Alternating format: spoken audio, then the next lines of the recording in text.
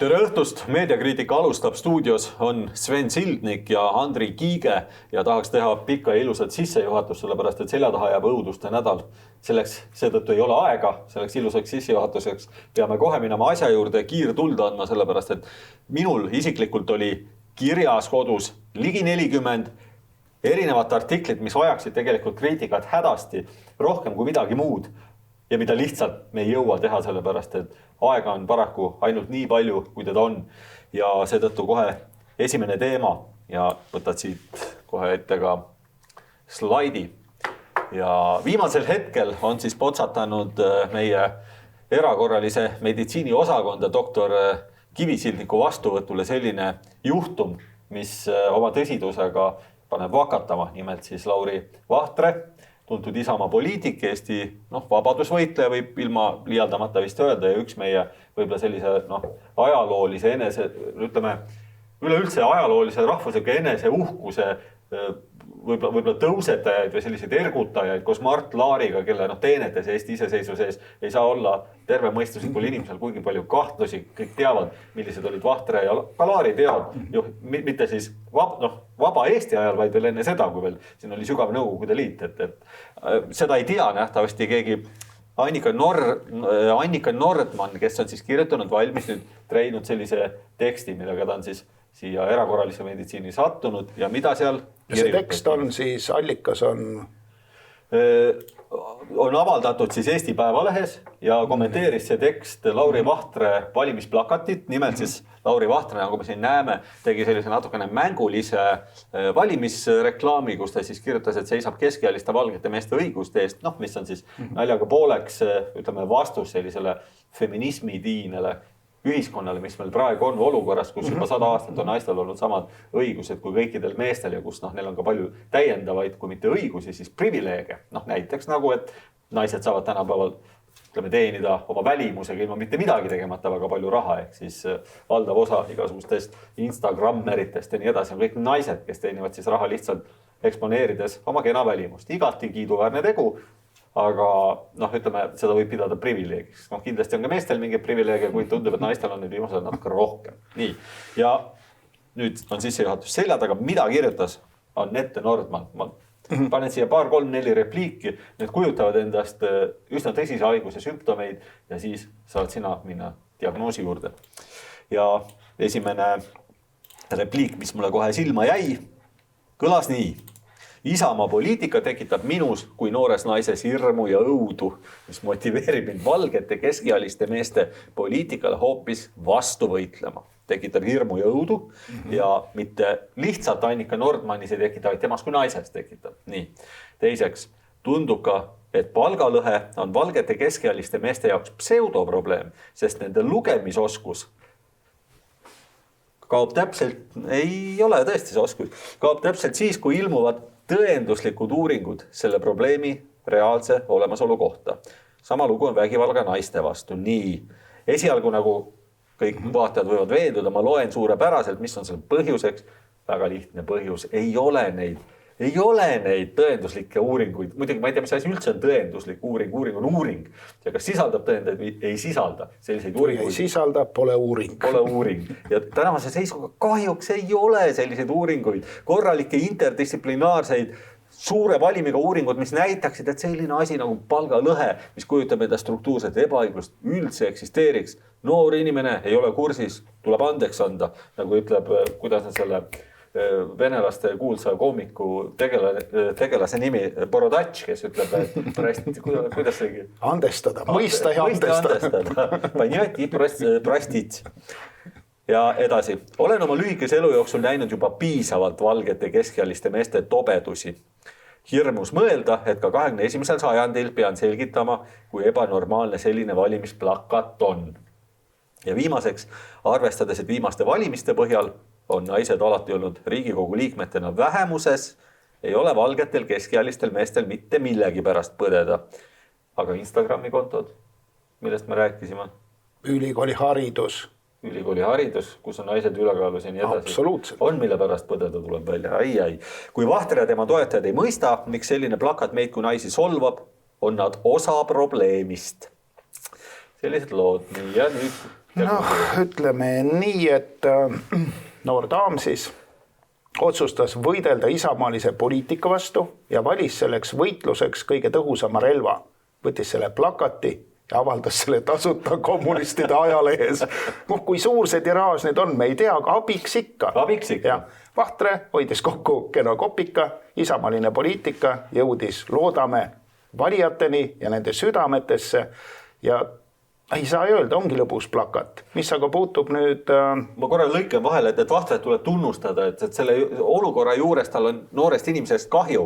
Ta tunneb kaasa, pagan, lollus on siiski veel ja tõepoolest on sellepärast, et see noor inimene ise ei anna tegelikult endale aru, mis lolluse ta praegu kokku kirjutanud. Aga jätkab. Eks ta on ju, inimene on samas olukorras, nüüd ma mõtlen seda kodaniku naisterahvast, kes solvus lihtsalt huumori peale, mis näitab, et tegemist on ju tõsise huumori meile puudusega, mis üldiselt... See on esimene asi. Defitsiit, selgelt nii, huumori defitsiit. Kui inimene ei saa aru, kes on Vahtre, mis asi on huumor. Siis kui ta ei saa aru, kes on Vahtre, siis on tal ka lisaks selge ajaloo ja üldiselt kultuuri taust on väga nõrk. Ja ta ei saa aru ka, mida ta teeb. Räägib sellest, et tal on üldse analüüsivõimega on nagu asjad nagu paigast ära. Ja kõige hullem see sama lugemisoskus, mida ta meestele ette heidab, tuleb välja, et sellega on asjad halvasti, mida tegelikult Lauri Vahtre silmas pidas, kuidas see, mis oli toon, mida oli mõeldud. See ei ole üldse see, millest Norrani kirjutas ju. Ei, mingit probleemi ei ole. Lihtsalt ongi üks, pannes selle üldisel, nagu selline ikkagi suhteliselt nagu kuivade igavate valimisplakatite hulka, särtsakas, terane, teeb tuju jaoks. Viguriga, eks? Jah, pole paha. Ja millest see räägib, et meil ikkagi on peale kasvanud uus põlvkond noori inimesi, kes on ikkagi, ütleme, madala intelligentsiga, ilmselgelt, analüüsivõimetud ja peale selle vaatavad maailma sellise kummalise sektandi pilguga, täiesti dogmaatilised, kinnismõttelised, jäärapäiselt nagu põikpäised. Ja ei oskagi sellele sündroomile teist nime anda, kui homo progressicus vulgaris, selline uus inimliik, juhmivõitu, ütleme otse välja, kahju inimestest. Nüüd peame ühinema siin doktor Vahtre kaastundega. Tõepoolest on noorest inimesest kahju, et pildi peal me näeme täiesti pealt näha kena siivas noor neiu, aga karjuvalt rumal. Aga siiski rumalus tõi Isamaale praegu tasuta reklaami omajagu. Nii et midagi vähemalt head. Kuidas sa võtaksid kokku nüüd selle asja, et millega seletada seda fenomeni või on sul võib-olla tekib klassikast näiteks mõni paralleel? No klassikast on võtta mõndagi, aga tsiteerime pühakirja. Sind, Annika, on Jumal oma vihas loonud nuhtluseks vanematele nende pattude eest, nii nagu ta viljaikaldusi saadab, rahet ja vihmavalinguid laseb tulla. Nii lõi ta sind kohutavaks näituseks maailma, kui kaugele inimese laps võib langeda, kui ta oma hinge eest hoolt ei kanna. Ja siin võiks muidugi ka funktsionaalse lugemisoskuse eest hoolt kanda, nii palju Lutsule lisada. Ja rohkem lisada ei ole midagi. Nii et kaastunne omastele. Võtame sellega selle teema kokku ja soovime noorele neiule tervist, eriti vaimset tervist ja kindlasti tuleb teha tööd ennese harimisel.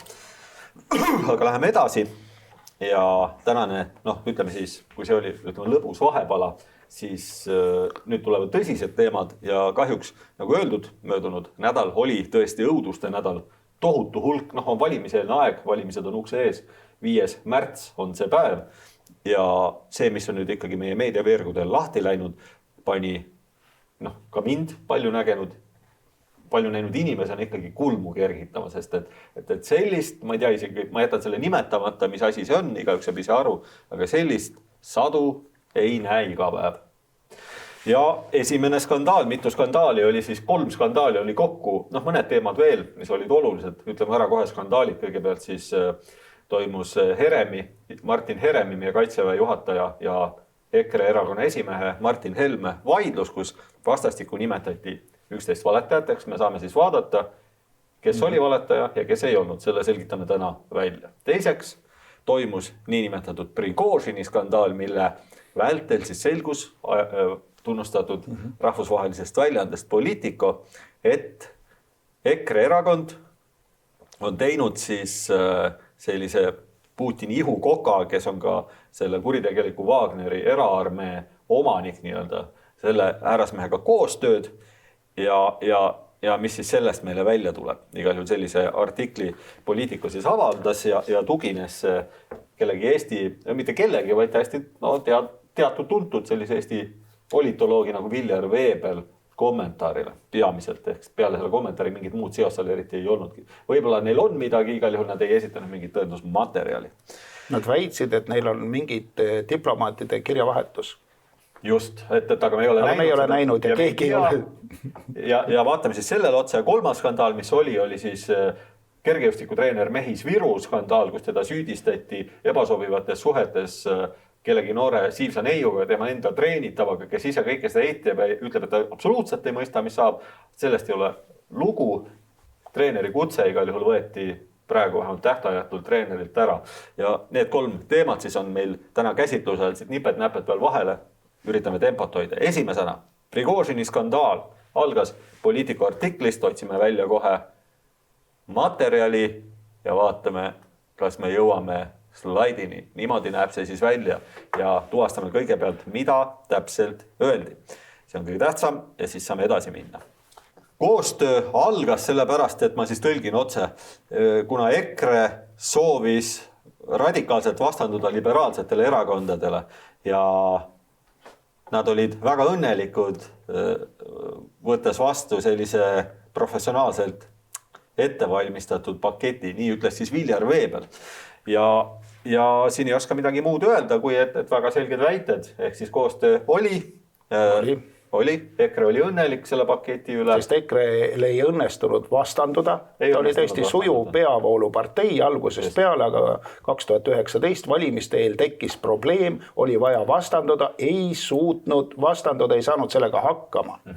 Ja sellele järgnes siis kohe kajastus imekiiresti Eesti väljaannetes. Delfi ja Postimees mõlemad jõudsid enam-vähem ühel ja samal hetkel finišilindini ja vaatame siit, millised olid nende pealkirjad. Esimene nägi siis välja selline: Politico Wagneri eraarmee boss Prigožin plaanis aastal EKRE kaudu infooperatsiooni, mis on juba natukene pehmem sõnastus. Plaanis kõigest. Ja Politico ei väitnud midagi, mis oleks toimunud. Nemad väitsid, oli plaanis, kirjavahetuse alusel oli plaanis.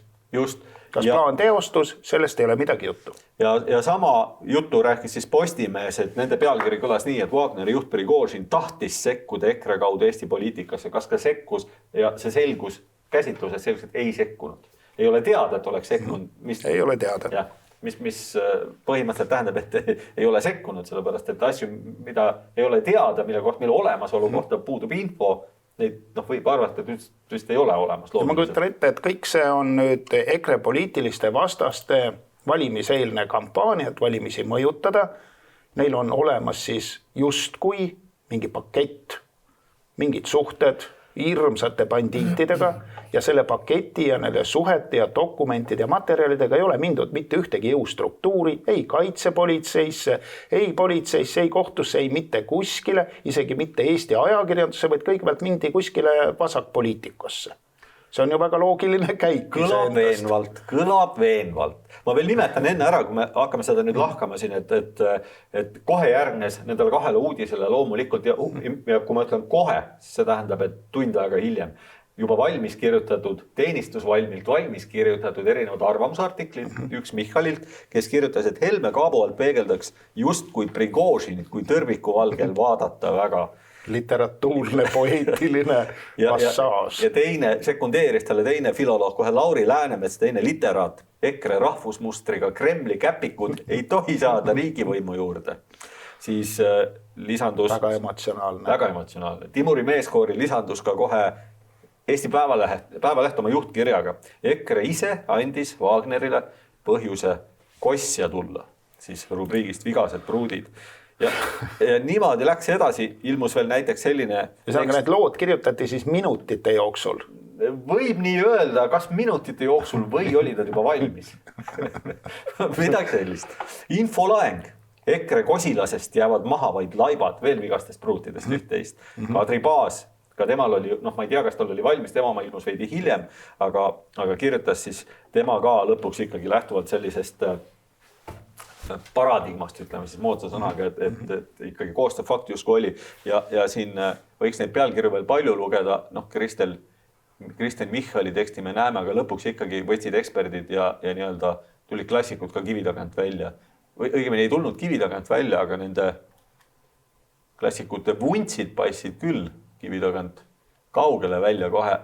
Ja nii. Ja tänased valed on riukalikumad kui nõukaajal, räägib siis vilunud praktik, keda me kõik mäletame sellest, kuidas ta lippas Katariina Krjutškova eest ära ja põgenes lifti, kui talt vanade asjade kohta taheti küsida, et ei tulnud tal ükski asi meelde. Aga nüüd on mälu paranenud ja inimene kirjutab mälestusi, mis on ääretult detailsed. Jah, kas on valikuline mälukaotus või siis on lihtsalt see nii uus asi, see mille kohta talt küsiti selle lifti juures, kus ta jooksis, et nii uusi asju ta ei mäleta, et nii nagu on lühinägelikkus, on inimesel ajalooalane kaugnägelikkus. Ta mäletab ainult vanemaid asju.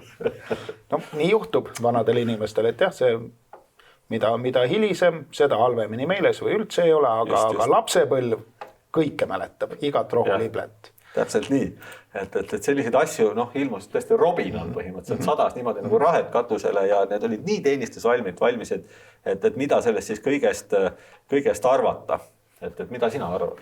No, mina sattusin, mul oli väga, see nädalavahetus oli väga kiire ja töine, olin valijatega kohtumas. Ei olnud aega lehti lugeda, hommikust õhtuni kohtusin, aga mina lugesin esimesena ERR-i. Mina olen seda usku, et võib-olla see ERR on natukene parem kui need teised väljanded, sellel usul ei ole sügavat põhjust ega kaalu, aga vähemalt see peaks nii olema ja mina sattusin lugema Meelis Oidsalu artiklit, kus ta siis võttis selle poliitiku jutu ette ja hämmastav leidis, et seal pole fakte.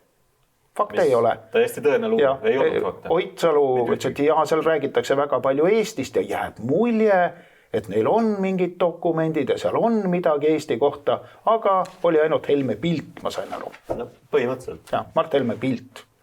No, pildi vastu ei saa vaielda, kindlasti sellest inimest on tehtud palju pilte ja kaabu ja kõike nii, mis siis ikka, pilt on olemas, aga fakte ei ole. Ja ainus, ja siis Oidsalu veel märkas seal nagu kahte väidet, mis on üksteisega vastuolus. Poliitiko siis ise väidab, et algatati mingit projekti Eesti poliitika, Euroopa poliitika mõjutamiseks, aga ei ole kuskil öeldud, et midagi toimus, aga siis Eesti ekspert Balti kaitsekolledžist väidab kindlas kõneviisis, et see kaastöö ikkagi oli selline asi. Ja lugesin Niile ja hakkasin vaatama, mis siis Postimees ise kirjutab. Postimees oli selleks ajaks juba ilmunud lugu, kus kaitsekolledži ekspert siis võttis oma sõnad tagasi. Me ei tea nüüd, kas ta ei öelnud neid sõnu või tal tekkisid kõhklused, kahtlused ja hirmud ja ta võttis oma sõnad tagasi. Päris ei ütleks, et ta võttis need tagasi, vaid ütleme nii, et ta asus hämama aktiivselt. Ta asus rääkima justkui, et tuleks keskenduda sellele täpselt, mida tema ütles, ega öelnud seejuures, et ta ei ole öelnud sellist asja, mida poliitiku kirjutas. Ühesõnaga, midagi saab nüüd, ma loodan, et kohtus need asjad selguvad, et kas ta ütles või ei öelnud, võib-olla see poliitiko, siis on üks siuke lurjuste pande, kes pani talle suhu sõnu, mida ta ei öelnud. Aga keegi pidi eksima. Üks kahest. Kas on poliitiko valetanud või on ekspert valetanud. Just nimelt. Kolmandat võimalust praegu ei ole. Saame õigesti aru. Ja, aga Postimees ikkagi tegi loo, et ta distantseerub või kuidas see sõnastatud oli seal? See oli, ütleme niimoodi, et nad sõnastasid selle niimoodi ära. See vastab tõele, et ta tõesti asus distantseerima sellest. Et enam ta ei seisnud oma sõnade taga, ta ei kinnitanud, et jah, nii on, ma ütlesin nii ja ma mõtlen. Nii et poliitiku sattus praegu väga halba olukorda ja kõik, kes poliitikule oma propagandaartiklid üles ehitasid, on praegu väga nõrgal jääls, neil ei ole enam ühtegi fakti ega ka ühtegi kindlas kõneviisis väidet. Ja sellest on väga kahju, sellepärast, et väga paljud erinevad rünnakud on Eesti ütleme siis progressiivsetel ajakirjanikel toetatud tegelikult poliitikamaterjalide peale, see ei ole esimene. Et kui nüüd selgub, et poliitika ei olegi nii soliidne väljaanne, mida mina ei ole kunagi ka arvanud, et ta oleks. Tegemist on ikkagi kõva vasakaldega väljaandega, mis on osa sellest võrgustikust, mida me oleme palju rääkinud siin, OCCRP-d, asjad, millega on siis liitunud Delfi, see on siis see niinimetatud sõltumatu rahvusvahelise uurimis, ühesõnaga mingisugune iba, mis tegelikult ei kujuta endast mitte midagi muud kui mingisugust kanalit või siis haabi, paari suurriigi luureorganisatsioonile, kes ei saa nii-öelda oma luurelehes ei saa avaldada materjali, mida nad tahavad tilgutada avalikkuse ette, selleks on siis ehitatud üle maailma selline suur nii-öelda uuriva ajakirjanduse võrgustik sellise nimega, mida rahastatakse, ma olen sellest varem rääkinud, rahastatakse siis kusagil 35% ulatuses avalikult USA riigidepartemangu ja välisministeeriumi kaudu ja ülejäänud on siis erinevad fondid, nagu näiteks me oleme neid käsitlenud. Soros, aga paljud teised. Soros.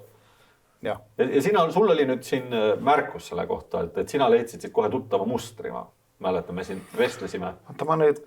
Puudutas see siis kunsti. Ühesõnaga, mulle tuli lihtsalt meelde kunsti ajaloos selline episood, kui Ameerikas käis külm sõda ja oli tarvis nagu näidata oma üleolekut Nõukogude Liidust, siis haibiti luurerahadega sellist kunstivoolu nagu abstraktne ekspressionism ja selle suurt staari Pollockit.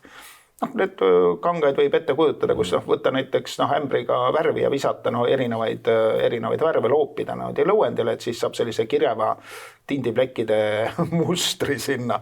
Ja seda tehti luurerahadega, see luureraha kanditi sinna mitte otse, keegi ei läinud rahapakiga kunstniku juurde, vaid kasutati rikkuri sellist kunstifondi, kelle nimi oli Guggenheim, kellel on kunstimetseeni kuulsus ja ka palju raha, nii et keegi isegi ei kahelnud. Tõesti selline rikas kunstihuvidega inimene, tõesti oma parima äratundmise järgi siis rahastab väga suurt kunstnikku, aga tegelikult oli selle taga lihtsalt psühholoogilise sõja operatsioon, mis pidi näitama seda, et Nõukogude umbne kunst on ikkagi kuidagi halb, aga selline lääne täiesti vaba kunst on ikkagi suurepärane, et see näitab seda vabadust ja väärikust ja kõike seda. Ja eks see projekt ka kuigi palju siiski õnnestus, Nõukogude kunst oligi umbne suures osas. Kindlasti oli, aga nüüd see paneb ikkagi mõtlema, et äkki, lootus elab, et äkki jäi see viimaseks korraks, kui USA luure pumpas oma nii-öelda riigi raha, mis oli siis mõeldud rahvusvaheliseks mõjutustegevuseks mingisugusesse mõne rikkuri fondi, kus on võimatu selgitada, kust mingi raha tuleb, sest kõik nii arvavad, et rikkuril on palju raha, et äkki jäi see viimaseks korraks ja rohkem ei ole tehtud. Loodame, et see nii on. Aga see töö vähemalt sai selles mõttes hästi tehtud, et see abstraktse ekspressionism on küll läinud enam-vähem ajaloo prügikasti, aga Pollocki maalid siiski maksavad väga palju. Suurmeister on endiselt hinnas, et vähemalt see investeering tehti hästi. No igal juhul selline asi. Nüüd tundub, et kui see on nüüd, ütleme samamoodi, luuretöö, kus on siis faktid? Luure võiks ju ikkagi leida mingeid dokumente, mingeid fakte. Alati ei ole fakte.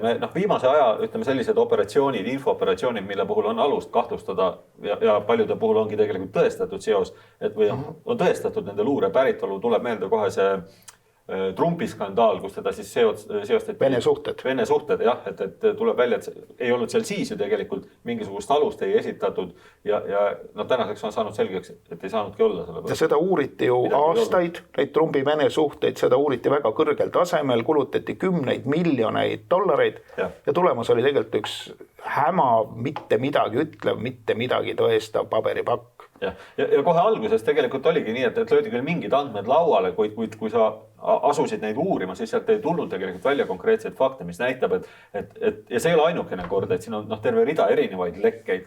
Me näeme tegelikult väga sarnast.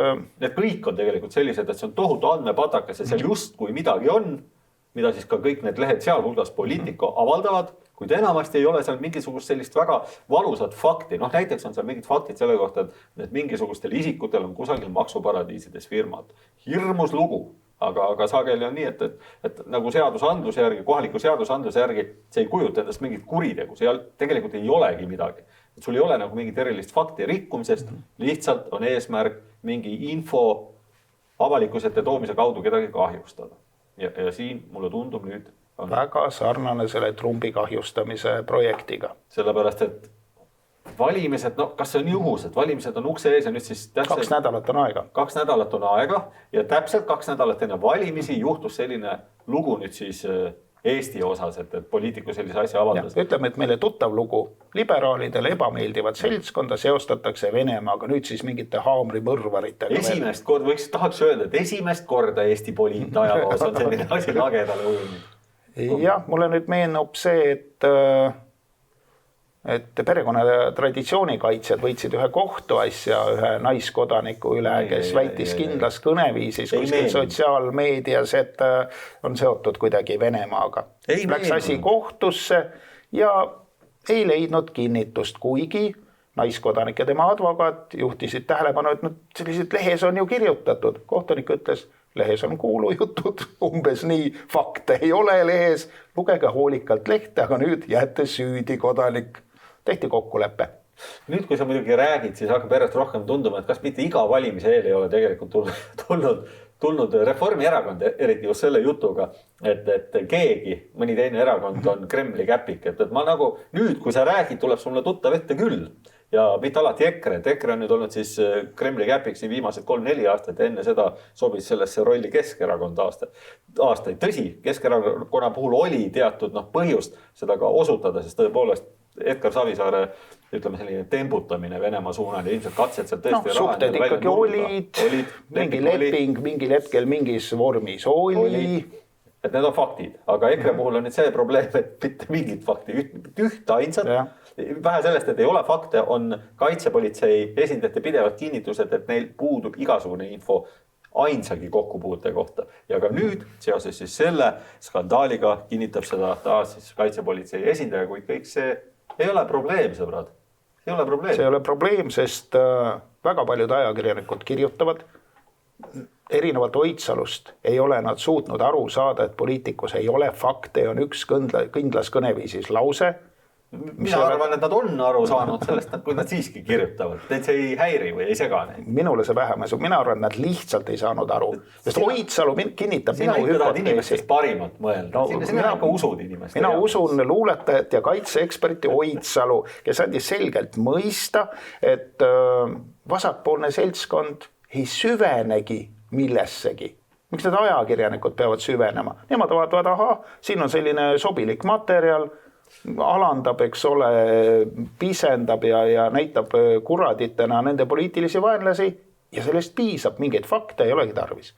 See läheb läbi, see läks läbi Õhtulehest, see läks läbi Postimehest, see läks läbi Delfi, läbi erinevate, kes meil olid, Michal ja kes seal veel olid, kõigil läks läbi. Lehelugejatel läks see läbi. Mina muidugi küünilise inimesena arvan, et ka ilma süvenemata oli siin kohe selge, et see mitte midagi ei ole. Et isegi maailma kõige pealiskaudsem inimene, isegi enne lugemist oli võimeline aru saama, et ilmselt see midagi ei ole. Enne valimisi tuleb jälle mingi vene jutt. Ja puudub konkreetne viide, sest üldiselt, me teame tegelikult, et eriti välismaa, näiteks poliitikod, kui neil on mingeid andmeid, jumala eest, oi kui magusad nad on, need avaldatakse kohe. Aga ei ole mitte midagi. Ja mida sellest järeldada? Saab järeldada ainult seda, et mingeid tõsiselt võetavad andmeid tegelikult, mis siis sisaldaksid mingid infot, millele viidatakse, seda ei ole. Vastasel juhul oleksid need andmed. Mina mäletan ühelt valimisürituselt, kus Mart Helme ütles seda sama teemat kommenteerides, kui mul oleks mingi süü, ma istuks juba ammu vangis. Tõenäoliselt. Tõenäoliselt. See oleks kindlasti kapole teada. Iga jõustruktuur ainult ootaks võimalust nagu ära teha. Järelikult ei ole fakte. No nii, jõuame järelmänguni, et kuhu see asi siis jõudis. Me jõudsime käsitleda tegelikult sellest, et mis teadur veebel selle peale siis reageeris. Et järelmäng oli siis, et õigustas, et raporti eesmärk oli saata. Mis iganes ta kirjutas, see jutt ei vääri erilist. Ühesõnaga, tema lause on poliitikus ära trükitud, see on kindlas kõneviisis. Nii, miks see nüüd seal nii on? Kas ta seda ütles või ei öelnud? Ma arvan, et selgub kohtus. Me peaksime tegema nüüd mingid resümeed selle kohta, et kõigepealt prooviks selle asja kuidagi lihtsas keeles kokku võtta, mida sa arvad sellest skandaalist tervikuna, et anna mingi selline jällegi taas ütleme, et see ei ole esimene koht, see ei ole esimene kord, kus enne valimisi lihtsalt rämedalt valetatakse. Mary Krossi juhtum, oli see 19 aasta, oli sama aasta, millest nüüd räägitakse, tuli välja lihtsalt valega. Jäi haledalt vahele, et üritati enne valimisi jätta EKRE-st muljet kui vägivaldsest kambast, kes loobivad kividega naisi ja koeri, sest nad on välismaalased. EKRE on väga halb, nad vihkavad välismaalasi, aga selgus, et tegemist on lihtsalt valega, kõige labasema valega. Vale paljastati, oligi kõik. Nii, meie teeme siit väikse pausi ja kui sekund möödub, oleme eetrist tagasi. Ja nüüd oleme me tagasi ja vahepeal on siis potsatanud Delfi esiuudiseks uus uudis, mis siis tõotab jahmatavaid paljastusi ja need jahmatavad paljastused uurisime meie siin suure kiiruga läbi, sellepärast et Delfi on nüüd kirjutanud, et uue loo ja kõlab see pealkiri on siis selline: dokumendid kinnitavad, Prigožini käsilased sekkusid Eesti valimistesse. Ja saime me selle läbi töötada ja kas siis pandi nüüd need tõendid lauale, mis siis tõesti tõendavad EKRE koostööd Prigožiniga? EKRE koostööd ei tõesta paraku mitte midagi, on küll plaanid ja need plaanid on siis, ütleme, tunduvad väga minimalistlikud. 30 trolli. Jah, osta 50 mobiilikaarti, panna tööle 30 trolli, levitada lendlehti Narvas, et korraldada referendum Venemaaga ühinemiseks. Kleepida kleepse. Ma ei tea, kas neid kleepse kleebiti, see artikkel ka ei ole kindel, kas neid lendlehtigi levitati, aga kuidas Narva Venemaaga liitumine on EKRE huvides, jääb sügavalt arusaamatuks. Sellest jutust üldiselt tuli välja, et mis siis toimus, oli see, et on ütleme varastatud, see kätte saadud kusagilt mingist varuserverist siis mingi dokument, mis kirjeldab Prigožini kamba mingeid plaane, ehk siis prooviti läbi viia mingisugune mõjutusoperatsioon. On selge, et Eestis igasuguseid mõjutusoperatsioone läbi viiakse, olenemata sellest, kas meil on siin EKRE või Keskerakond, Reform, alati toimuvad mingid mõjutusoperatsioonid. Venemaa üritab kindlasti mõjutada kõikide valimiste tulemusi, mitte ainult Eestis, vaid nagu me teame, siis vähemalt tahaks mõjutada ka USA-s, kas see õnnestub. Pigem mitte, et katsed on täitsa naeruväärselt. 30 trolliga ei mõjuta Eestit ja 300-ga ilmselt ei mõjuta ka Ameerikat. Ilmselt mitte. Ja mulle tundub, kui me siin lugesime, siis kogu see asi, ütleme, meie mõlemad siin, Sveniga oleme nii reklaami erialal, võime ennast lugeda ka mõningal määral eksperdideks, et mitte öelda täiel määral ja ka turunduse alal üle keskmise, lisaks ajakirjandusele. Ütleme niimoodi, et see, mida me siit loeme, selle tegu on kommunikatsiooni valdkonnas pehmelt öelda amatöörismiga ja jätab see sellise mulje, et on keegi kirjutanud kusagil mingi dokumendi valmis, et varastada järjekordne hunniku enne riigi raha. Tõenäoliselt võib-olla ära Prigožin või mõni tema allu. Aga et mida siis nagu tegelikult tehti, oli väidetavalt siis üritati, tuleb välja sellest tekstist, et Prigožini arvates Venemaale kõige kahjulikum Eesti erakond on Reformierakond, keda nad peavad kõige vaenulikumaks ja kõige paremini suhtuvad on EKRE-sse. Et sellega siis EKRE süü siin ka põhimõtteliselt piirdub. Aga mingit koostööd? Mingit koostööd ei ole olnud ja isegi mingit kontakti pole olnud. Ehk siis EKRE probleem antud juhul on see, et Venemaal see konkreetne Prigožini punt peab EKRE-t kõige vähem vaenulikuks parteiks. Ja võib-olla nad ka prognoosivad EKRE-le edu ja see on teine põhjus, miks nad nii-öelda... Seal mainiti ka seda, et Reformierakond on tugevdanud rünnakuid EKRE vastu, järelikult nad kardavad EKRE sellist suurenevat populaarsust ja siis võiks EKRE toetada Reformierakonda kottida. Mis rünnakuid? Ei ole ju mingeid rünnakuid? Ei mingit Mary Krossi, ei midagi taolist. Seda ei ole tähele pannud ajakirjanikud, et mööndakse rünnakuid. Hea küll. Nii et räägitakse siin palju euroskeptikutest ja lõpuks tuuakse siin välja mingit pildimaterjali, mida siis justkui üritati levitada. Mitte keegi, mina ei ole mitte ühtegi sellist pilti kunagi elus näinud, mida siin on levitatud. Tõenäoliselt need ei jõudnud üleüldse kuhugi. Mingisugune exit, mis ta oli seal? Mis iganes. Mina ei ole kuulnud sellest varem. Et tõenäoliselt kõik see ei plaaniks, isegi kui ei oleks jäänud plaaniks, siis poleks EKRE sellega mitte mingit pistmist olnud. See on ikkagi see sama plaan, millest Politico kirjutas ja kui ma eksi, kirjutasid nad seda, et see seltskond üritas teha Facebooki lehti, aga see ei õnnestunud. Ühesõnaga nende võimekus oli madal. Facebooki lehe loomine ei õnnestunud. Sõnastaksin siiski korrektselt siis ära ka selle tegelikult, millega oli tegemist. Üritas siis Prigožini võrgustik erakond EKRE-t ära kasutada mingil viisil või kuidagi neid justkui leida viisi, et suurendada EKRE võimalikku valimisedu, nagu siit välja tuleb, ei ole teada, et mingit sellist viisi oleks leitud, kuidas siis kas EKRE valimisedu suurendada või neid kuidagi ära kasutada. Ma ei kujuta üldse, kuidas EKRE valimisedu oleks võinud suurendada lendlehed, millega kutsutakse üles Narvat ühinema Venemaaga. Ja, et tegu tõesti veits dementse mõtteviisiga. Aga isegi kui oletada, et miski oleks õnnestunud, siis mul on siiamaani raske aru saada, kust saab tulla jutt koostööst, kui tegemist on Venemaa propagandistliku terroriorganisatsiooni katsega ühte Eesti rahvuslikumat erakonda ära kasutada. Ehk et kui see sama asi oleks Isamaa suhtes tulnud, siis oleks pilt sama, et üritati ära kasutada Isakonda selleks, et mingit oma agendat siin. See on ju see, mida Wagneri grupp teeb. Ja minu mõist on ülimalt tõenäoline, et mingid teised, mitte Vene, vaid mõned teised luureorganisatsioonid ja mõjuketid üritavad siis teisi Eesti parteisid toetada EKRE vastu. Seda ei saa ju välistada. See on fakt, sellepärast, et nende trollid on oma nimede ja nägudega meie lehtedes, et paljudel neil ongi nimed, et nad töötavad, saavad ametlikult palka, näiteks avatud Eesti fondist ja nii edasi, et neid võib nimepidi nimetada, näiteks tuleb kohe meelde Mal Hellam või siis kes seal veel on neid daame, on terve rida, kes põhimõtteliselt saavad siis välispäritolu raha selleks, et mõne teise riigi mõju. Ja teine asi, kui ikkagi nagu üritada leida kedagi, kes teeb venelastega koostööd, siis mina üritaksin leida Eesti poliitikute hulgast neid, kes ajavad Venemaa juttu. Kas neid on nimetama? No, minule tulevad seal rubriigis pähe näiteks Yana Toom. Minust ilmselge Vene jutupunktide vestja käib Vene sellistes jõledates jutusaadetes, mida kõike ta ei ole rääkinud. No ei suuda ega tahagi neid nagu meenutada, aga kontrolligi ise, kui minu mälu ei usalda. Temal päriselt on sidemed Venemaal. Ilmselgelt. Kellel on veel sidemed? No kindlasti sotsidest tuleb kohe meelde. Ossinovski. Kaljulaid. No absoluutselt. Kellel mitte ainult sidemed, vaid võttis raha. Ja tuleb välja, et veel rahapesijatelt, mitte lihtsalt Vene raha, vaid kriminaalset Vene raha. Kellel veel Viljar Veebel, kes selle jutuga välja tuli. Läks meelest ja kuskil Putini mõttekodades. See on nüüd ikkagi reaalne kohalolu, et ükski EKRE poliitik Mart Helme ei ole käinud kusagil Putini mõttekodades, nendega asju ajanud, ei ole. Ja kuskil, minu meelest oli ükski EKRE poliitik rääkinud sellist juttu nagu Eesti 200 Kristina Kallas. Et Eesti tuleks nagu välja kirjutada sellest põhiseadusest, et siin venelasi ikkagi nagu kuidagi ahistatakse ja venelasi ahistatakse. Selline jutt. Tule taevas appi. Et mina otsiks neid kaastöölisi mujalt, mitte EKRE-st.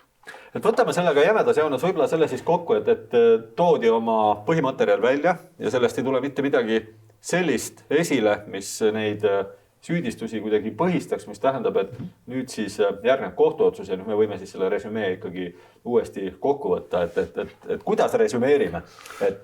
Vingerdavad limukad, et mina ütlen, et hagi tuleb kohtusse esitada ja sooviks omalt poolt jõudu ja meelekindlust enne kõik Delfile, mitte võtta neid sõnu tagasi, vaid edasi peksta seda sama rauda, et tuleb seda sama segast edasi peksta ja ei maksa vabandada. See vabandus on nõrkadele. Kui sa ikkagi oled tõeliselt progressiivne maailma päästja ja võitled kurjusega, siis võitle kas või valega, aga võitle lõpuni. Pealegi väga tõenäoliselt leiad sa kohtust mõne liitlase, kes on samasugune kurjuse vastu võitleja, samasugune kommunist, nagu sa ise oled. Maksab minna kohtusse ja isegi kui tuleb mõni miljon maksta, 10 miljonit. See niikuinii tuleb lõpuks rahva rahast. See on ainult raha. See on ainult rahast. Erakonnad saavad maksumaksed. Ja küll, erakonnad võib-olla otse ei saa maksta, aga lõpuks saab ikkagi ju leht ise ka saab. Leht saab riigi raha niikuinii. See läheb riigile tagasi. Osaliselt vähemalt. Pole vaja põdeda. Et edasi sama asja ajada ja jonnakalt eitada kõik, õigemini jaatada seda, mida on siis öeldud. Ja Viljar Veeblile soovime ka edu, et ei maksa midagi omaks võtta, edasi hämada ja küll venitab, inimeste mälu on nõrk, nad unustavad. Varsti on valimised, nii kaua tuleb vastu pidada. Varsti on kevad, räägitakse, et tuleb suvi. Võib-olla tuleb. Kõik on võimalik, nii et seda esiteks. Teiseks, juhul nüüd ikkagi, kui peaks minema päris halvasti ja meie siin sinuga andsime need halba nõu, loodame, et ei võeta kuulda, siis ja juhtub see, et tõesti kohus langetab paadunud otsuse, mille järgi nii-öelda laimatu oligi laimatu, et see, keda laimati sellega... Esitati vale fakte ja ebakohaseid hinnanguid. Ja et mis siis saab? Kas siis peaks äkki keegi ka vastutama? See vastutus tavaliselt ajalehes vastutavad nii omanik, toimetaja kui kirjutaja. Kõik vastutavad. Ma ei tea, kuidas see 10 miljonit jaguneb siis. ja lisaks 3, 3 ja 3 või kuidagi teisiti. Ja siin on kõigepealt vastutavad siis ajakirjanikud, kas vastutama peaksid ka need poliitikud, kes siin, mis see Kristen Michal kirjutas, et peegeldab Prigožinit kusagilt kaabu alt, kas Michal peaks vastutama kuidagi sellise väljaütlemine? No tema väljaütlemine on poeetiline. Ei pea vastutama kirjanike liidust. Ei, ta võiks avalduse teha, võib-olla mõned raamatud, panna kokku oma artiklid, raamatutena anda need välja, kui on 2 raamatut, leida kirjanike liidust 2 soovitajat ja astuda liitu. Nii et seal ta probleem ei teki, küll aga poliitikas võiks ta vastutada. No meil ei ole poliitilist vastutust minu teada, meil on võib-olla ainult oma sõnadest peaks vastutama, aga need sõnad nüüd küll, võib-olla isegi, ma tõesti ei viitsinud seda lugu nii detailselt nagu, ma loodan, et ta nii intelligentne, et ta midagi konkreetselt välja ei öelnud, lihtsalt hämas ei, nagu poliitika. Ta oli intelligentselt kirjutatud lugu ja ta ei öelnud midagi konkreetselt välja. Siis ta võib-olla isegi kohtusse ei lähe, loodame. Ja teised õpivad samamoodi hämama, aga kes räägivad konkreetselt juttu, nagu mõned teadlased. Sinu jutust tuleb välja, et sa ikkagi ei usu sellisesse vastutusse ja siin see on küll, peab sama meelt tulema. Vastutus on selles mõttes, et valimised on tulemas ja valija siis ei anna hääli. See ongi poliitiku vastutus, jääb hääli vähemaks ehk. Ei jää. Mõtterga võib-olla ei jää. Et kui me vaatame praegu erinevaid reitinguid ja seda näiteks täna oli Postimehes vist oli küsitlus, et millise hinde annaksite teie Kaja Kallase valitsusele Eesti riigikaitse hetke seisu nagu eest, siis kõige enam ülekaalukalt, kõige enam ligi 30% inimesi andis maksimumhinded. Ja kuna mina olen selle... Ma arvan ka, et kahurite olukorrale maksimumhinde. Jah, me jõuame selle teemani täna, et see näitab tegelikult, et meil ei ole võib-olla alust loota, et... Õhutõrjele maksimumhinne, laskemoonale maksimumhinne. Meil ei ole palju lootust, et inimesed, poliitikud pannakse vastutama poliitilised valimistel, et seda ei maksa loota. Ja sellest saab teha 3. järelduse, see puudutab võib-olla kultuuri. No ütleme, et selline, mis kultuuri... see on üldine ebakultuursus. Ütleme nii, et kultuurne inimene ikkagi ei aja päris plära. Ja mitte ainult poliitiline kultuur, eks see tõsi, see on poliitiline kultuur siin, aga see poliitiline kultuur saab see poliitiline kultuuritus või üldine kultuuritus ikkagi väljendub selles, et ei olnud ausad. Kui sa ajakirjanduses räägid, peaksid sa ajakirjanduseetika järgi taotlema tõde.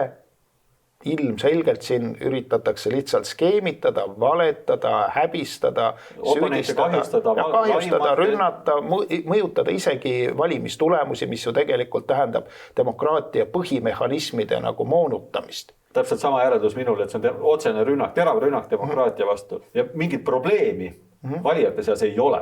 Et see on see kõige suurem mure, et küll poliitikud on sageli küünilised ja degradeerunud ja nii edasi, et nad seda kindlasti ongi, aga see, et valijatel ei ole probleemi, see on nüüd laiema kultuuri probleem. No aga lihtne lugeja peaks ikkagi, mitte ainult lugema pealkirju, sageli on ju lood maksumüüri taga ja neid ongi raske lugeda, aga ära siis loe ka pealkirja.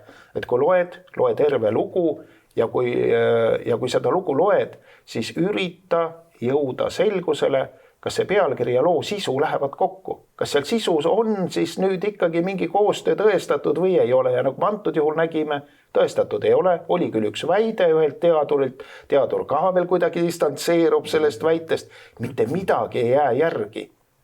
Kõik visiseb tühjaks nagu õhupall. Väga kiiresti. Minu tunnetus on selles mõttes veelgi süngem, et mul on tunne, et 80% selle loo lugejatest, kes on küll poliitiku kauged, nad saavad väga hästi aru, et tegelikult ei olegi mingit sisu selle, nad said sellest kohe algusest saadik aru ja neil ei ole vahet. Et peaasi on see, et libahunti, see tähendab libauudiste tegijad pekstakse ja seda, kes on välja tõugatud, kes on kuulutatud lindpriiks ja küla kogukonnast välja heidetud, et on oluline, et sa seisaksid õigel poolel. Ei ole vahet, et sa võtsid keelatud vahendi kasutusele, näiteks torkatada sõnniku hargiga, on oluline, et sa oleksid õigel poolel. Nii et ja see kultuur on see, mis siin kõige rohkem teeb muret, sellepärast, et nii palju kui ma aru saan, sa arvad samamoodi, et kultuur, sa oled öelnud, et kultuur on enesesäilitusmehhanism, mis tähendab ellujäämismehhanism, mis tähendab, et ta on ka meie iseseisvuse, ka meie riigi peamine ellujäämismehhanism. Ta on meie iseseisvuse peamine garant, meie kultuur. See on meie maailmavaade. maailmavaade, mis ütleb meile, mis on hea, mis on halb, mida tehakse ja mida ei tehta. Aga kui meil ainult valetatakse otsast lõpuni, ainult skeemitatakse ja ainult nagu üritatakse musta valgeks nagu keerata ükskõik milliste vahenditega, tundub, et väga primitiivsete vahenditega, ilmselge labase valetamisega, siis see riik ei saa püsida. Valele ei saa midagi jäävat nagu rajada. Ajalugu näitab, et see täpselt nii lähebki, kui poliitiline ja üleüldine kultuur on madal, mis sellele järgneb, eelmise Eesti ajal järgneb sellele väga kiiresti üldiselt täiesti ebamoraalne riigipööre, millega seati siis pehme diktatuur ja seesama pehme diktatuur. Vaikiv olek, praegu üritatakse sisse seada vaenukõne seadust. Ja lõpuks tõi see kaasa ka väga jämedas joones oli see ilmselt peamine põhjus, mille tõttu siis iseseisvus lõpuks ainsagi paugut ära anti. Vähemalt eri ajaloolased, kellega ma olen rääkinud, peavadki seda sama põhjuseks. Nii et üks asi viib teiseni ja see lõpp on kaunis hale. Et selline oht on ka praegu ja mingid sarnasused siin on, isegi sarnased sinnamaani välja, et millist rolli EKRE mängib hetkel võrreldes just ühiskondliku jõuna võrreldes Vabadussõjalaste liiduga, et siin need sarnasused on olemas. Aga läheme siit edasi. Ma ei hakka pikalt rohkem peatuma muudel valimiseelsetel rünnakutel EKRE suunas. Inimõiguste keskus, EKRE valimisprogramm nullib edusammud inimõigustes, selline tekst. Ilmus, ma ei tea, kas oled lugenud? Jaa, ma lugesin seda. Seal oli 9 punkti, mis on kõik halvasti EKRE programmis. Mulle jäi meelde üks oma sellises, kuidas öelda, nagu teatus lapselikus naiivsuses ja totakuses. EKRE tahab jalaväemiine, see on ohuks eludele. Vastab tõele.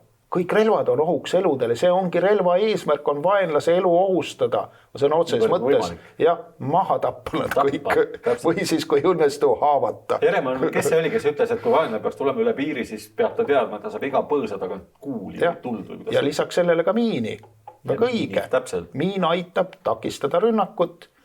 Kuna meil kahureid praegu on vähe, siis mina saan nii aru, et meil oleks just vaja rohkem miine. Miin on odav, miin on tõhus ja väga ebameeldiv.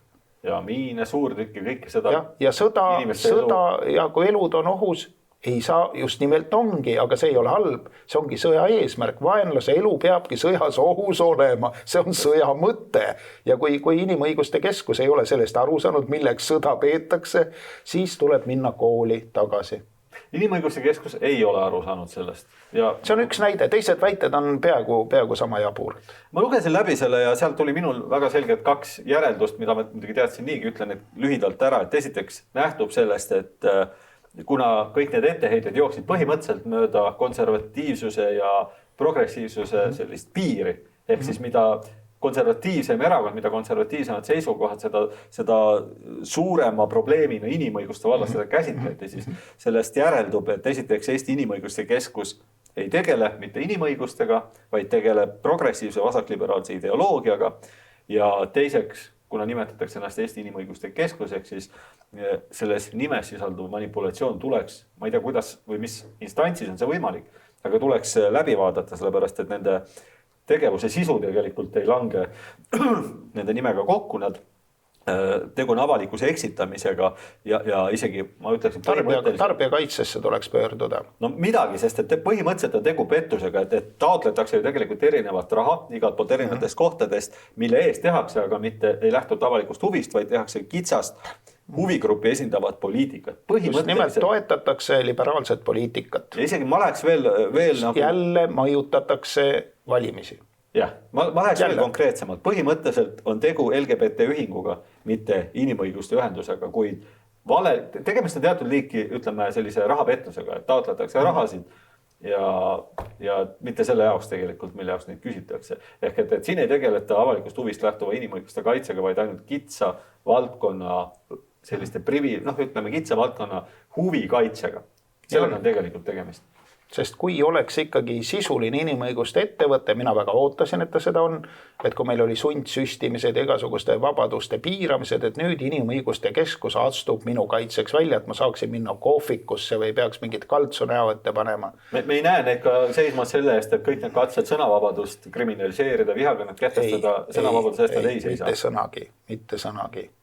Meediateenuste seadus ja nii edasi, kõik asjad, kus peale kaebamiskampaaniat, kas ka ei olnud või? jah, võimalik, sellisel juhul töötatakse pigem põhivabaduste vastu. Nii et sellega on asi klaar. Ja no valimistega siis valimiseelne rünnak veel, me ei hakka isegi siit vaatama seda koledat videot, kus Roosa Bananike, selline TikToker siis üritas häbi teha erinevatele konservatiivsetele poliitikutele. Jah, ega siin ei oskagi muud öelda, et konservatiivsetel poliitikutel siiski ei maksa selliste veidrikega üldse suhelda. No see ei ole väärikas. Sealt on väga raske tulla välja puhta nahaga. No hakata temaga nagu omasugusega rääkima, see ongi tema võit. Ta on see juba enda tasemele alla kiskunud. Milleks? Ja Roosa Bananike ei andnud, kas ei saa öelda, et ei andnud valikut, aga võib-olla tõesti ei reageerinud kõige paremini Mart Helme ja ka Markus Järvi, kellele siis torgati see mikrofon nina alla, et seal oleks olnud ilmselt. Me siin arutlesime erinevaid variante, kuidas saaks sellele vastata, et sa võid ise selle uuesti oma paralleeli välja tuua. Võib-olla oskad soovitada midagi. Kuidas sellises olukorras käituda? Kui teie ees seisab Roosa Bananike ja küsib, et mis on valge voolus, kas te teate?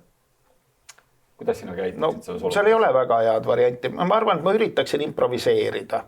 Aga ma nagu Konfutsius ütleb, ei istu tema kohal, ei mõtle tema mõtteid. Et ma ei oska anda sellist universaalset teada. Igal inimesel ei sobi improviseerimine ja selle asja klounaadiks keeramine.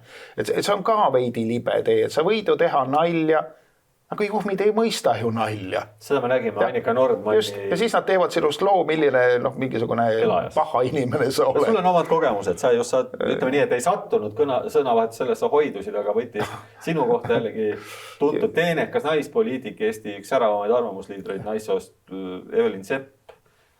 Ja ma kogenud poliitikuna alati vastan kõigile küsitlustele ja loomakaitsjad on ühed väga usinad küsimuste esitajad ja saadavad oma siis loomakaitse entusiasmist kantud küsimusi seal, kas vibud tuleks ära keelata, ma ütlen ei. Igale küsimusele vastan ei ja põhjendan. See on loomulikult Eesti kaitsevõime kannataks, kas ilutulestik tuleb ära keelata. Ei, esteedid võivad solvuda, see on ju väga ilus. Kas, ma ei tea, mingi väga keeruline küsimus, aga mõte oli see, et kas seksuaalvahekord loomadega tuleks keelata. Loomulikult ma vastan ei, nagu kõigile vastu põhjendan, naised võivad solvuda. Ja minu maailmavaade on täiesti teaduslik. Mina pean naisi loomariigi esindajateks. Nagu ka mehi. Ja nagu ka mehi, inimesed kuuluvad loomariiki, nad ei ole seened, nad ei ole taimed.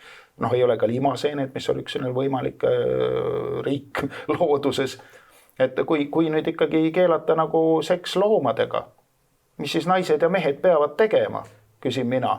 Julge muidugi arvata, et kas on üldse palju vahet, et selles mõttes keelatud või mitte, et see, et ta keelamata ei tähenda. Aga ütleme, et ongi, et näed, teed nalja omast arust, nagu teed selle mingid lõbusa saate sõna veel kogu sellele asjale ja väidad, et sinu valijad on ikkagi inimesed ja loomade hääli sa põhimõtteliselt vastu ei võta ja üldse pead igas loomariigi agente nagu parajateks massuurikateks ja leidub inimene, kes ei saa naljast aru. Et see risk on alati olemas. Tundub, et see risk on Eestis arvestatav, aga läheme edasi ja Roosa Bananikesega siis tal õnnestus saada oma tahtmine, sekundeeris talle ka kohe tuntud, kuidas ta nüüd selle ameti esindajat nimetada. Kirsti Timmer on inimene, kes ennustab tarokaartidega ja teenib sellega nõid. Prohvet. Prohvet Kirsti Timmer sekkus, paraku läks halvasti ja temale keegi ei hakanud enam vastama. Timmer üritas siis dotseerida, rääkis, et 4 tütre isana peaks teadma Martin Helme, mis asi on valge voolus. Nii, oli veel selline artikkel nagu ärimehena kukkus Martin Helme läbi, nüüd meelitab ta rahvast väga suhkruste lubadustega, Eesti Ekspress.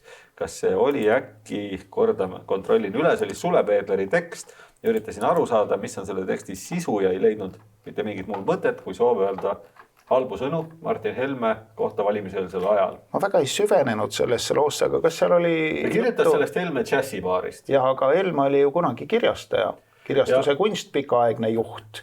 Ja seal ta oli edukas. Just, et see millegipärast ei jäänud silma ajakirjanikule. Ja üldse see EKRE esimehe katsetus eraäris, ütleme ausalt, džässibaari pidamist pidada mingiks eraäriks on, ütleme, liialdus.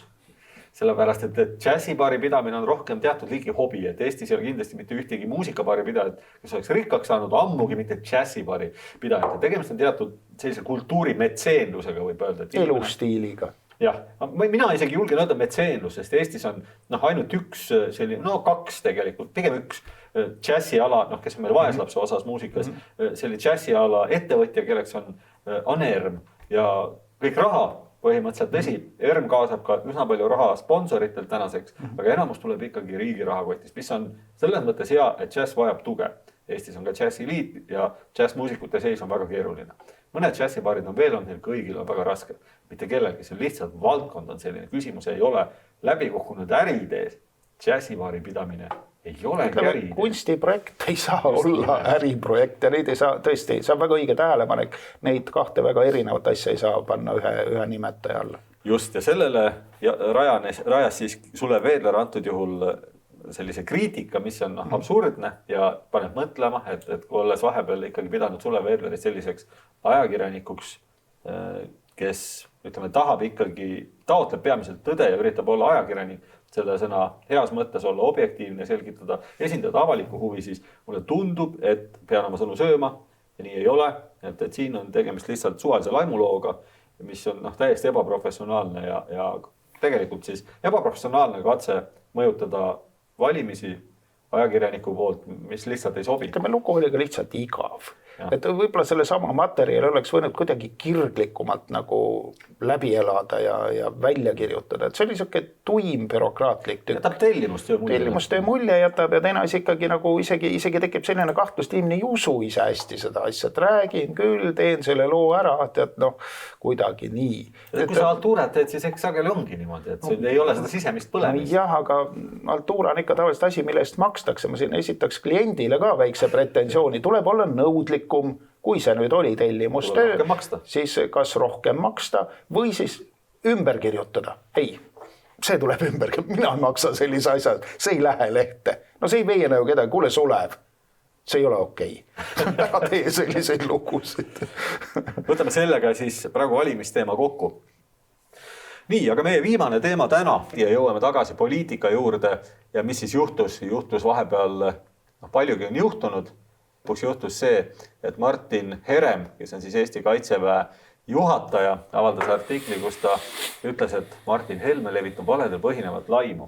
Ja Helme vastas sellele üsna terava kriitikaga omakorda. See siis põhines muidugi Helme varasemal kriitikal Eesti iseseisva kaitsevõimes hetke seisukohta. Ja see on siis debatt, mis on juba mõnda aega kestnud. Et tervikuna asus meedia loomulikult Heremi poolele ja tehti siin igasugused ilmus huvitavaid, ütleme, pealkirja. Näiteks Helme oma vastuse postitas Facebooki ja seda siis kajastas Postimees pealkirjaga Martin Helme jätkas Kaitseväe juhtide ründamist. Te olete kahjurid. Niimoodi sõnastas. Oleks saanud ka normaalselt sõnastada. Näiteks nii nagu sõnastas ERR. See kõlas nii. Helme vastas Heremi kriitikale. Valitsus ja Kaitseväe juhid on meid relvitustanud. See on normaalne pealkirja. Ja lõpuks ka sekkus olukorda täiesti kõrvaline isik, kelleks oli siis riigisekretär Taimar Peterkop, kes küll temal ei ole kaitse ja valdkonnaga mitte mingit pistmist, kõige vähematki.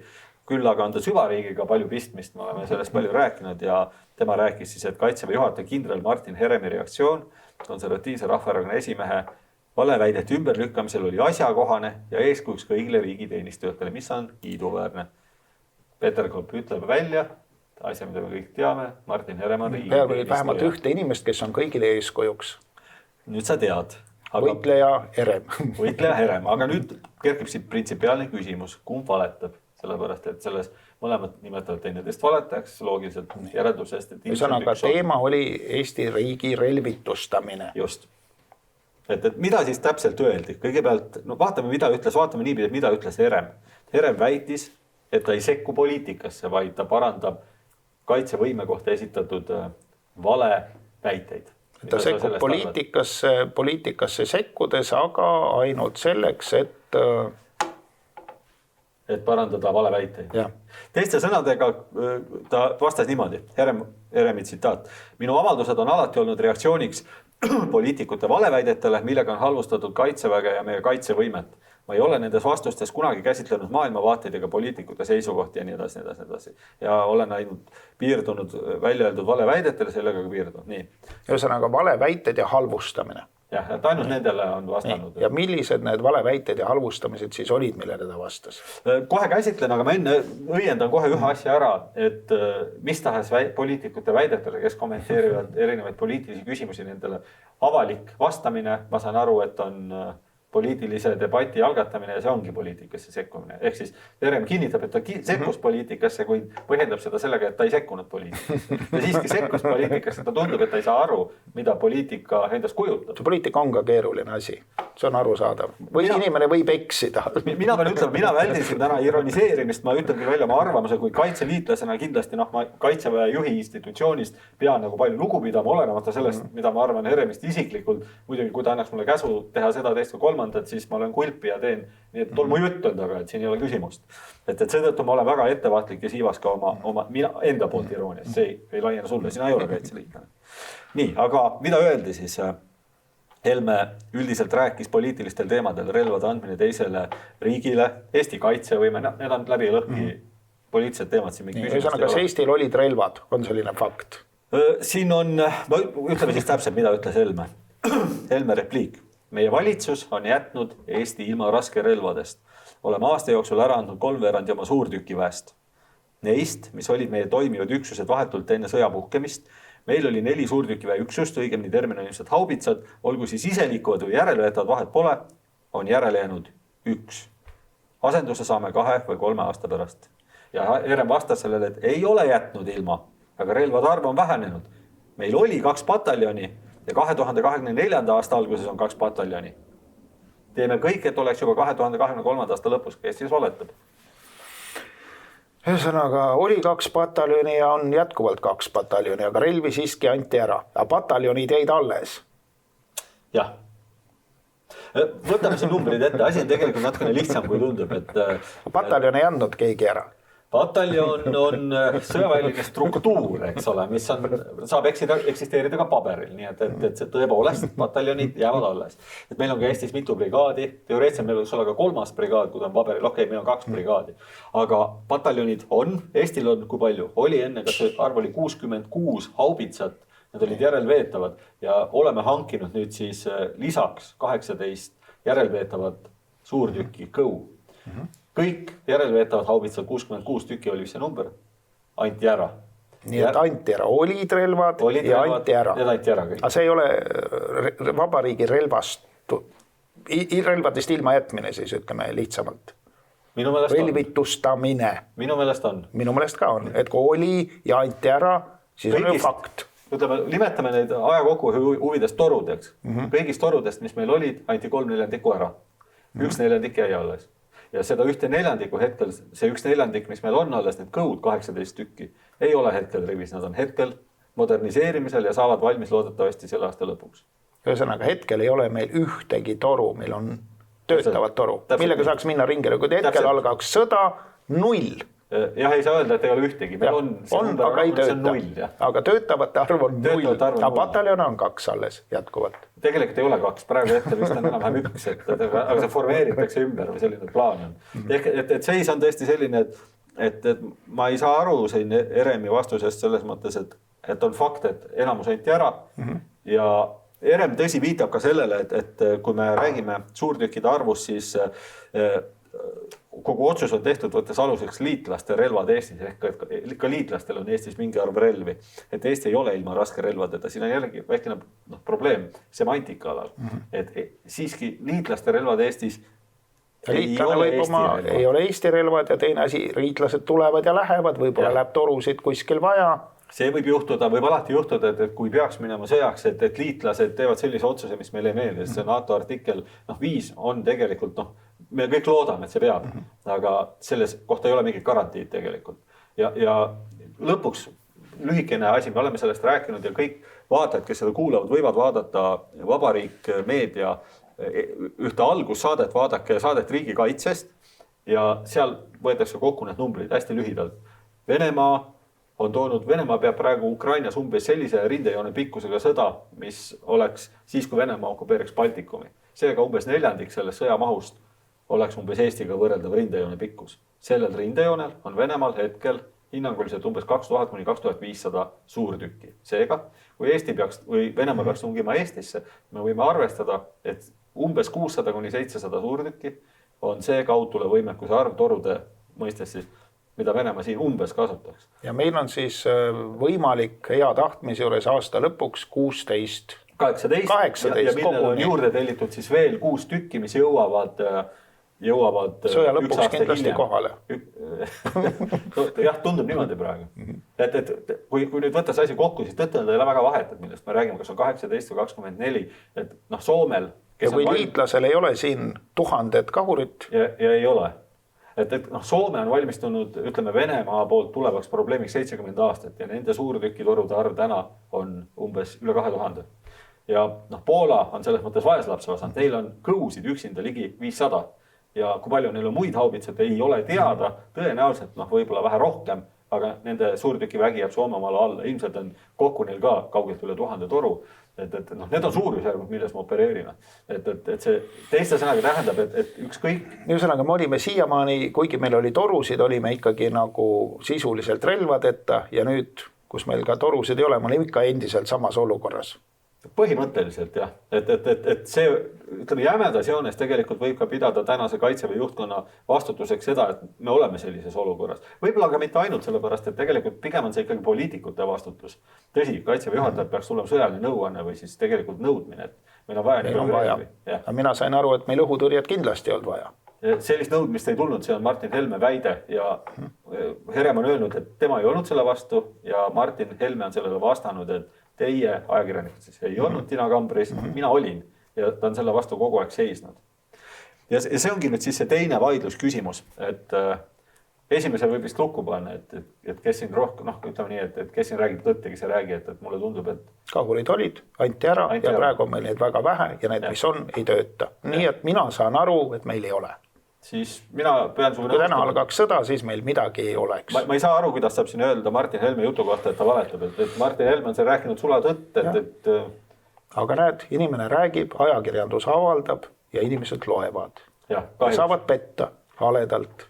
Kahjuks, aga paraku, kes sellest siis vastutab, põhimõtteliselt on tegemist tegelikult Reformierakonnaga, siis kelle valitsusi on siin... Aga kui sina seda torude numbrit tead, ka mina olen mingeid numbreid kuskilt kuulnud, ei ole viitsinud meelde jätta. Kuidas see jõua ajalehtede toimetusse? Ma ei tea, see on täielik müstika, et meie meedia on rääkinud kaasa seda Reformierakonna toodetud narratiivides. Eesti riik on paremini kaitstud kui kunagi varem. Siin saab öelda ainult korrata üle Leo Kunnase sõnu, et see on vale, puhas vale. Aga teine küsimus... Kunnase järgi oli meil vaja mitte 4 ühikut, mis meil või 6, meil oli niikuinii pooled puudu. Ja. Kunnas rääkis ka kriitilisest miinimumist. Et see ei ole see, mida meil vaja oleks, vaid see on kriitiline miinimum. Ja seda peaks olema ka veel poole rohkem kui see, mis meil oli. Rohkem, ja et see kriitilise miinimumini me ei jõua. Kui me jõuame, siis võib-olla sinna läheb aastaid aega. Et tegelikult oleks ilmselt, Eesti muidugi on teinud, kuna meil ei ole neid asju, selle asemel, et võtta suund sellele, et me peaksime neid hankima, on võetud hoopis teistsugune suund. See algas Terrase ajal ja suund on võetud selline, mida nimetatakse jõukohase riigikaitse doktriiniks, mis siis näeb välja selles, et on võetud selline hoiak, et meil ei olegi neid vaja. Meie saame sõdida ilma kahuriteta. Paraku nüüd siis sõda Ukrainas on osutunud valdavalt, eriti Venemaa poolelt, just nimelt kaudtule sõjaks. Siis... See on umbes nagu mina, vaene kirjanik, võtaksin endale poliitikaks jõukohase purjejahi ostmise poliitika. No enam-vähem, jah. Võtta jõukohane ei ole, aga mul on selline jõukohane purjejahi ostmine käisin. Ja ma jõukohase ostan, jah. No, midagi sellist. See on ju nali.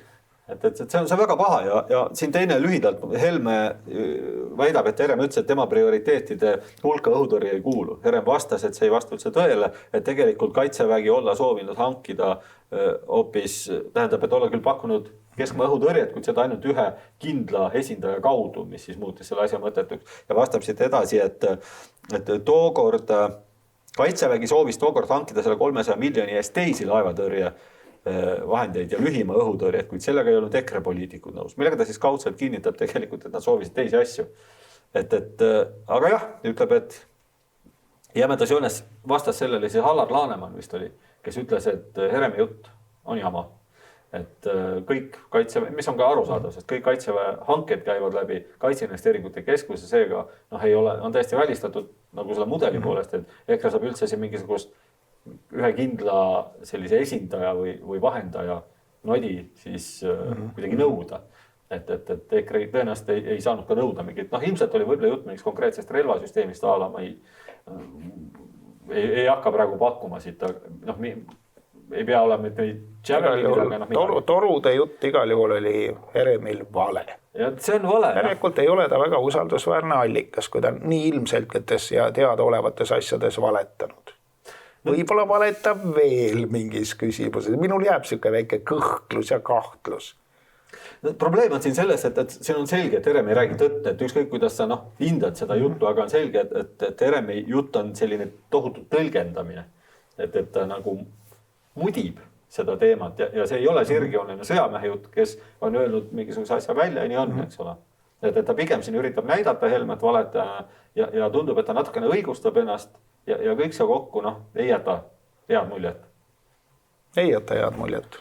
Sellises väga pinevas julgeoleku olukorras kahurite äraandmine ja jorutamine õhutõrjega ikkagi väga halb mulje jääb. Väga halb mulje jääb. Mulje jääb halb ja siin muud ei olegi. Viimane asi, mille üle siis vaielda oli see, et Helme ütles, et ja siis käivad mingid sõjaväelased, kes kannavad oma varrukal teise riigi rahvusvärve, vist oli nii.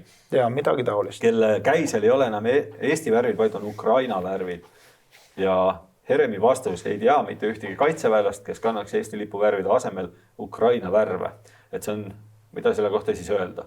Et otsime üles pildimaterjali ja vaatame, mida me siit näeme. Ja siin tuleb meile siis esimene pilt nii. Tundub olevat sõjaväelane. On sõjaväelane ja suisa Martin Herem ise ja peab ütlema, et siin on tõepoolest ei kanna mitte Eesti lipu asemel Ukraina värve. Küll aga kannab Ukraina värve, mulle tundub. Eesti lipu värve kannab ka, kuid Ukraina värvid on käisel. Ja seal on isegi peale kirjutatud midagi, mis ilmselt viitab Ukrainale. See teksti osa seal Ukraina lipu. Slava Ukraina on sinna kirjutatud, nii et ei ole siin põhjust arvata, et tegemist on Rootsi patrioodi või Rootsi paraku Ukraina asi kirjas. Aga selline tühi asi võib ju meelest ära minna. Ja võib-olla ta ei käinud ringi seal pildi peal, ta seisab. Ta seisab, ta ei käi ringi, seisab. Kandis kogemata. Ja nii kui hakkab jalutama, tõmbab ära siit varruka pealt selle. Jääb seisma, paneb tagasi. Vaatame järgmist pilti. Ei käi ringi. Ai. See on nüüd teine kõnealune isik, kes ka süüdistas Helmet valetamises. Siin on tegemist siis peastaabi juhi või õigemini uue selle diviisi ülemaga Veiko Vello Palmiga. Ja ka sama lugu siis Ukraina lipp on Eesti lipu kõrval. Nüüd tekib küsimus, kas meil on mõni sõjaväelane, kel neid Ukraina värve seal varruka peal ei ole? Loodetavasti ja mõni on, aga igal juhul meil on ka neid, kelle nad seal on. Kui silmad ei peta, siis nii see on. Nii et siin ei olegi midagi kommenteerida, siin on igaüks ise, mis on ja mis ei ole, nii et etteheide võib-olla võib ju norida, et Helme oleks võinud jätta selle Eesti lipu asemel. Või Eesti lipu kõrval või Eesti lipu all. Siis oleks tema räägitud olnud 100% tõde. Et nüüd on võimalusi. Aga mis on varruka peal, see on varruka peal. Teeme siin kokkuvõtteid täna, et valimised lähenevad. Me oleme saanud nüüd enamus saatest käsitleda seda, kuidas põhimõtteliselt kõik keerleb suuremas osas millegi pärast, kas ümber EKRE ründamise äärmisel juhul, Isamaa poliitikute ründamise või siis üldiselt konservatiivide ründamise. Et mida sellest kõigest arvata? Sellest jääb mulje, et konservatiive peetakse väga ohtlikuks, sest kedagi, kes on tühine jõud ju ei rünnata nii kirglikult. Ja mis teisene jääb silma, et rünnakutel puudub sisuline alus. Tegemist on valega, ilmselgete ülepingutustega, pahatahtlikkusega, manipulatsiooniga, demagoogiaga ja ütleme siis, mis iganes Stratkomi või psühholoogilise sõjalaadsete näha nende kettide järgi, kus need infod liiguvad.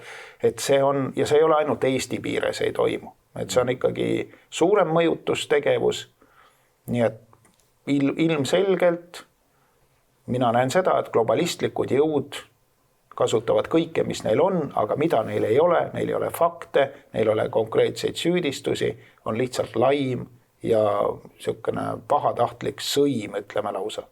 Ütleme, see tähendab, et me ei pea mitte rääkima ainult Venemaa katsetest sekkuda Eesti valimistesse, vaid tegelikult ka mingite teiste, sealhulgas rahvusvaheliste, ma isegi ei tea, kuidas seda nimetada. Rahvusvaheline, aga ka kohalikud sõjaväelased, ma näen, sekkuvad edukalt. Mis ei ole nende töö absoluutselt. Nad ei peaks sekkuma, et see ei ole kunagi midagi head kaasa toonud ja miks see niimoodi on, see tuleneb sellest, et on muudetud, ilmselt, et on muudetud haldusala, et kui enne sõjaväe kõrgem ülemjuhataja allus presidendile võimude lahususe tõttu, siis me teame, et see printsiip muudeti ära ja seda võimude lahusust siin selles valdkonnas ei eksisteeri. Ehk siis sõjaväe ülemjuhataja, kõige kõrgem juht allub peaministrile või õigemini põhimõtteliselt kaitseministrile. Ja seetõttu teda võib pidada ametnikuks. Me teame, et ametnikud paraku on poliitikud alluvad ja põhimõtteliselt nende mõju all, et see on siis tänase seisuga kaitseväe juhi ametikoht on teatud määral politiseeritud. Ja seda on näha Heremi ja Palmi väljaütlemistest, et see politiseeritus, see side Reformierakonnaga mingis mõttes nende selline, ütleme, selge arvestamine Reformierakonna positsiooniga rohkem ja võib-olla käsikäes tegutsemine, minule jääb selline mulje ja siin ei ole nagu midagi rääkida. Sama mulje. Et on politiseeritud ja me näeme, et see on toonud kaasa selle, et tõepoolest need ametnikud sekkuvad poliitikasse. Ja see on miski, mida tegelikult ilmselgelt ei peaks olema sõjaväelase puhul. Üldse tegelikult võib-olla riigiametnike puhul, aga kui Taimar Peterkop sekkub samamoodi, siis millest me räägime? Kõige veidram on ikkagi see, et oletame, et siin on ikkagi väga, kõik suured meediamajad on töös, rahvusvahelised meediaorganisatsioonid, tippsõjaväelased, kõik võimalikud suunamudijad ja kes nad iganes on, kõrged poliitikud.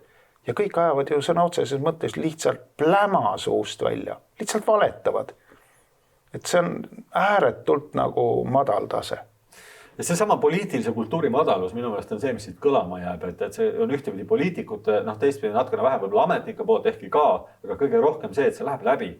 Et meedia saab toota lihtsalt tohutu hulga biomassi, mingisugust verbaalset massi, mis on kõik, mitte lihtsalt vale, vaid ilmne vale. Ma olen kindel, et 90% lugejatest, ka liberaalid, kõik saavad aru, et see on mingi jura. See on haisev vale. Aga nende jaoks on okei, sellepärast, et pekstakse libahunti, libauudiste toojad. Ja see libauudis, see ongi lihtsalt libauudis või libahunt, see on tegelikult üks see sama. See sama nõiajaht, see ei ole midagi uut ega progressiivset. See on ikka see sama. Et lihtsalt üks, kes kuulutatakse idioodiks kellegi eestvõttel, sest see on kellelegi kasulik. Ainult, et ei ole argumente, ei ole sisulisi argumente, on sõim. Ega vanasti ka ei olnud ju. Ega libahunt, et ilmselt libahunt, see ei ole argument. See on silt, et see on tühi ja see midagi ei ole muutunud tegelikult. Me elame endiselt libahundi ajas ja ei maksa endale puhuda mulli progressiivsest. See ongi progressiivsus. Libahunt on kõige progressiivsem asi, mis hetkel üldse on. Eks traagiline on ka see, et selline väga labane ja madalalaubaline valetamine siiski näib töötavat. Ja näib töötavat. Ma ei tea, kui tõhus see on, aga kui seda nii massiliselt kasutatakse, järelikult usutakse, et see toimib. Ma loodan küll väga, et minu peal nagu selline ilmselge nagu valetamine, nii palju on valetatud, see on lihtsalt nii solvav. Ma juba lihtsalt ei usu, ma ei pea olema mingi alaekspert, ükskõik on see meditsiini teema, on see sõjaväe teema, kui sa näed, et ebausaldusväärsed poliitikud ja ebausaldusväärsed ja valetavad ajakirjanikud on kõik korraga tõmmanud sae käima, mis on ainuke loogiline järeldus, jälle valetavad. Sa ei pea ühtegi rida lugema. Sa näed neid märksõnu pealkirjades, sa ei pea pealkirja kokku lugema seda, et nii, nüüd läks vale lahti, jälle. Ja sealt on lihtne tuvastada siis tõde, mis on enamasti täpselt vastupidi. No loodame, et valimised võib-olla tõestavad äkki meie skepsist, sina oled rohkem optimist, mina veel vähem, mina kardan, et nad ei tõesta midagi, aga loodame, et valimised siiski näitavad ära, et äkki Eesti inimesele nii lihtne valetada ei ole. Saame näha 5. märtsil. Teiega ka, head vaatajad, kohtume taas nädala pärast. Seniks kõike paremat ja lugege meediat kriitiliselt ja tõhtut. Kohtumiseni.